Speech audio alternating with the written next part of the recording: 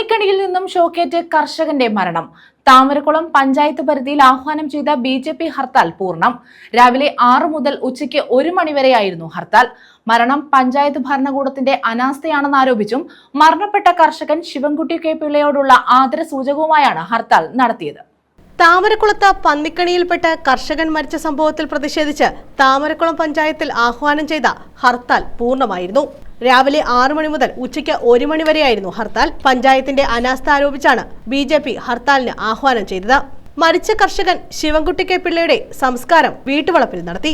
സ്വന്തം കൃഷിയിടത്തിലേക്ക് പോകുന്ന സമയത്തായിരുന്നു മറ്റൊരാളുടെ കൃഷിയിടത്തിൽ സ്ഥാപിച്ച പന്നിക്കണിയിൽ നിന്നും ശിവൻകുട്ടി പിള്ളയ്ക്ക് ഷോക്കേറ്റത്. ഫോണിൽ വിളിച്ചിട്ട് ശിവൻകുട്ടി പിള്ളയെ കിട്ടാതായതോടെ വീട്ടുകാർ അന്വേഷിച്ചിറങ്ങി. ഈ സമയത്താണ് കൃഷിയിടത്തിൽ അബോധാവസ്ഥയിൽ കിടക്കുന്നത് കണ്ടത്. നാട്ടുകാരുടെ സഹായത്തോടെ ആശുപത്രിയിൽ എത്തിച്ചെങ്കിലും രക്ഷിക്കാനായില്ല. കർഷകന്റെ മരണത്തിനിടയാക്കിയ വൈദ്യുതി പന്നിക്കണി വെച്ചയാൾ പോലീസിന്റെ കസ്റ്റഡിയിലാണ്. ഇയാൾക്കെതിരെ നരഹത്യാ കുറ്റമാണ് ചുമത്തിയിരിക്കുന്നത്. News bureau, Charummood.